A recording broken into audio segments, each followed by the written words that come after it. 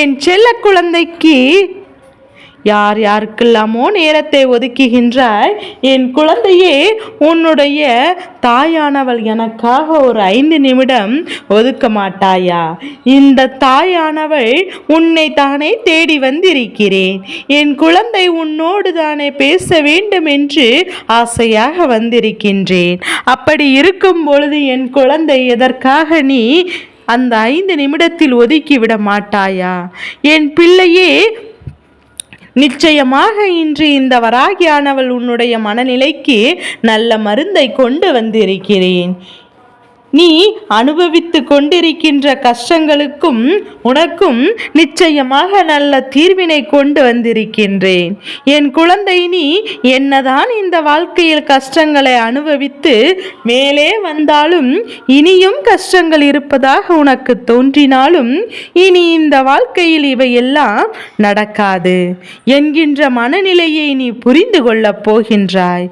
அப்படியே நடந்தாலும் அதையெல்லாம் நம்மால் மீண்டு வர முடியும், இதையெல்லாம் நம்மால் கடந்து வர முடியும் என்கின்ற மிகப்பெரிய ஒரு தெளிவினை என் பிள்ளை நீ பெற்றுவிடத்தான் போகின்றாய்.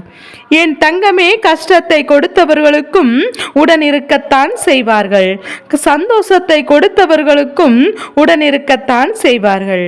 2 பேரையுமே ஒன்றாக பார்க்க வேண்டிய சூழ்நிலைதான் இப்போது உன் வாழ்க்கையில் உனக்கு இருக்கின்றது.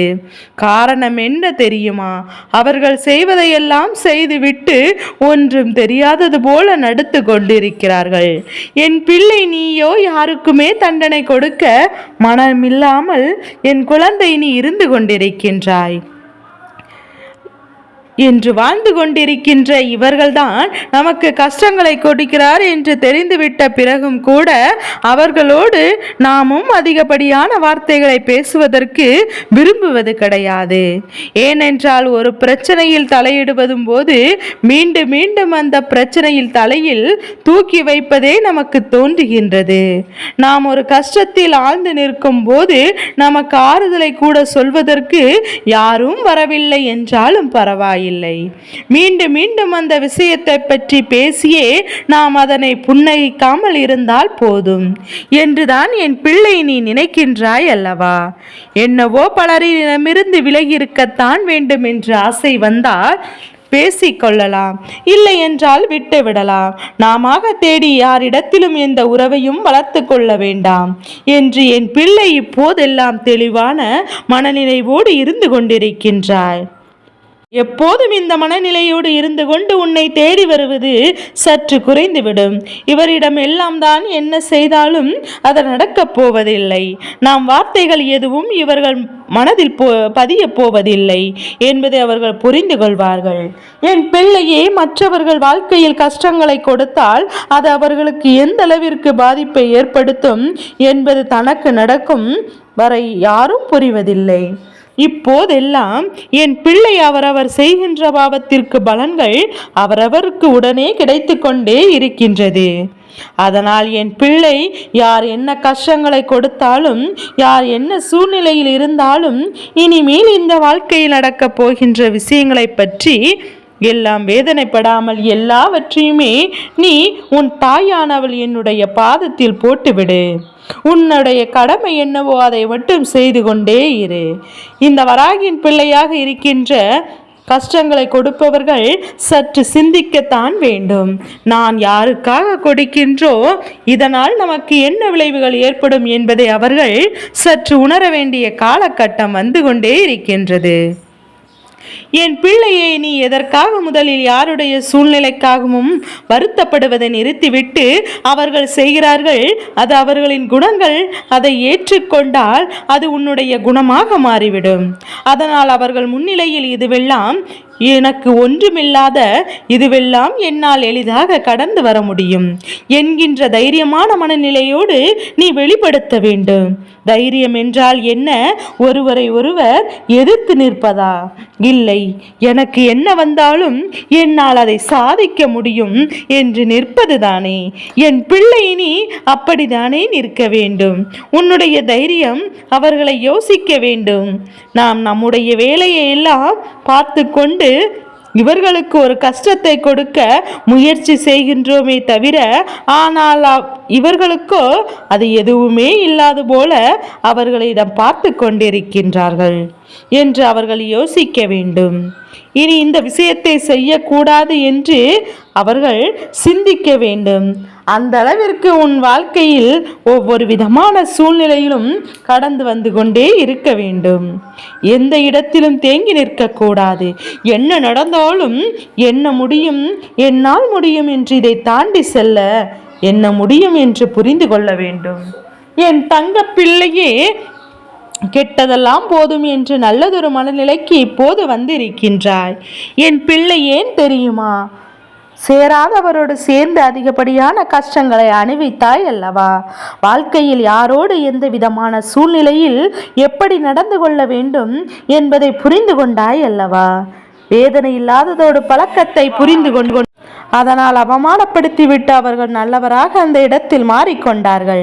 எல்லோருமே தன்னுடைய அருகில் இருந்தவரை சேர்த்து கொள்வதற்கு காரணம் பிரச்சனைகள் என்று ஒன்று வந்தால் அவர்களை முன்னே நிறுத்திவிடு. அவர்கள் ஒளிந்து கொள்வதற்காகத்தான் என்பதை முதலில் தெளிவாக புரிந்து கொண்டாய். இதற்கு மேலும் இது போன்ற மனிதரிடத்தில் எந்த விஷயத்திற்காகவும் ஏமாந்து விடக்கூடாது என்ற தெளிவையும் நீ சரியாக பெற்றுக்கொண்டாய். வாழ்க்கையில் சரியான நேரத்தில் உனக்கான தெளிவுகள் எல்லாம் கிடைத்திருக்கின்றது. இனிமேல் எந்த விதமான கஷ்டங்களும் நாம் யாரோடும் சேர்ந்து அவர்களோடு மற்றவர்களுக்கு எந்த ஒரு தீங்கினையும் செய்துவிடக்கூடாது என்பது என் பிள்ளை நீ மன உறுதியோடு இருந்து கொண்டிருக்கின்றாய் அல்லவா? உன்னுடைய இந்த உறுதி, உன்னுடைய இந்த வாழ்க்கை அழகாகும். நீயும் இன்னும் நல்லதொரு நிலையை அடைந்து விடுவாய். இத்தனை நாளும் எதற்காக நமக்கு இந்த கஷ்டம் வந்தது என்கின்ற உணர்வை நீ இதிலிருந்து மீட்டெடுக்க போகின்றாய். இனி எந்த சூழ்நிலையிலும் நாம் யாருடைய வாழ்க்கையிலும் தலையிடக்கூடாது. அப்படி இருந்தால் மட்டும் நம்முடைய வாழ்க்கையில் யாரும் தலையிட மாட்டார்கள் என்பதை என் குழந்தை நீ உணர்ந்து கொண்டாய் அல்லவா? என் தங்கமே, இன்னும் உன்னை சுற்றி சில மனிதர்கள் இருக்கிறார்கள். எப்பேற்பட்டவர்கள் தெரியுமா? நீ உன் வாயிலிருந்து என்ன சொல்கிறாய்? ஒருவரை பற்றிய கதைகள் உன்னிடத்தில் கூறிவிட்டு அவர்களை பற்றி நீ என்ன நினைக்கின்றாய்? நீ என்ன சொல்கின்றாய் என்பதை மட்டும் கேட்டுக்கொண்டு மற்றவரிடம் சென்று நீ சொன்னதாய் சொல்லிவிடுவது, இதையே அவர்கள் தங்களுடைய வேலையாக வைத்துக் கொண்டிருக்கிறார்கள். அதாவது மற்றவர் முன்னிலையில் உன் பெயரை கெடுப்பதும் அவர்கள் செய்து கொண்டிருக்கிறார்கள். தன்னை விட யாரும் மற்றவரிடம் நல்ல பெயர் பெற்றுவிடக் கூடாது என்கின்ற ஒரு சுயநல உயர்வுதான் இந்த மனிதர்களுக்கு உன்னை யாரேனும் நல்லவர்கள் என்று சொல்லிவிட்டாலே அப்போதே ஆரம்பித்துவிடும். எப்படி இவர்கள் பெயரை என் பிள்ளை சுயநல மனிதர்கள் நிறைந்த உலகம், சகுனிகள் கூட்டம் அதிகமாக இருக்கின்றது. இங்கே போட்டி போட்டுக்கொண்டு முன்னேறுவது மிகவும் கடினமானதுதான். எப்படி ஒரு சூழ்நிலை வாழ்க்கையில் அடுத்த கட்டத்தை அடைய வேண்டும் என்று தெரியாமல் விழிவிதுங்கி நிற்கின்றாய். ஒரு வகையில் நியாயம்தான் என்பதை நீ வென்று காட்ட வேண்டிய அனைத்து தகுதிகளும் அனைத்து திறமைகளும் உனக்கு இருக்கின்றது என்பது நிதர்சனமான உண்மை அல்லவா? யாருடைய வார்த்தைகளை கண்டும் பயப்படாமல், யாருடைய வார்த்தைகளுக்கும் பயந்து விடாமல் என் பிள்ளை உனக்கான அடைவதற்கு நீ உன்னால் ஆன முயற்சிகளை மட்டும் கைவிடாமல் செய்து கொண்டே இரு. என்றென்றும் இந்த வாழ்க்கை நீ நினைத்தது போல மாறிவிடும். அன்று உனக்கு துரோகங்களை செய்தவர்கள் எல்லாம் உன் முன்னால் கைகட்டி நிற்க வேண்டிய சூழ்நிலை ஏற்படும் என்பதை மட்டும் மறந்து விடாதே. என் பிள்ளை, அன்று கூட அவர்களுக்கு தண்டனை வழங்க முடியாது. ஏனென்றால் அந்த அளவிற்கு அடுத்தவர்களை கெடுக்க வேண்டும் என்ற எண்ணம் கொண்ட பிள்ளை அல்லவா? அன்று கூட அவர்களுக்கு நல்லது செய்ய வேண்டும் என்று நினைப்பாய். ஆனால் என் தங்க பிள்ளை, இந்த எண்ணத்திற்கு உன்னுடைய நல்ல வாழ்க்கையின் நல்ல நிலையை அடையப் போகின்றாய். என்றென்றும் இந்த வராகி உன்னோடு உடனிருந்து உன் வாழ்க்கையில் உன்னை நல்ல நிலைக்கு கொண்டு வந்து விடுவாள். இந்த தாயானவள் இன்று தருவது உனக்கு சாதாரண வாக்கு கிடையாது. இதை சத்திய வாக்காகவும் தெய்வ வாக்காகவும் எடுத்துக்கொண்டு இனி எல்லாமே உனக்கு நல்லதுக்கு மட்டுமே நடக்கும்.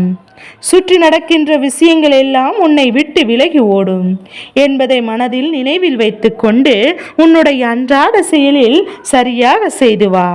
உன் அம்மா உன்னோடு உனக்கு துணையாக நின்று உன்னை நல்வழிப்படுத்த உனக்கு துணையாக இருப்பேன் என்பதை மட்டும் மறந்து விடாதே. என் செல்ல குழந்தைக்கு இந்த வராகி அம்மாவினுடைய ஆசீர்வாதங்கள் எப்போதும் என் குழந்தைக்கு முழு மனதோடு உண்டு.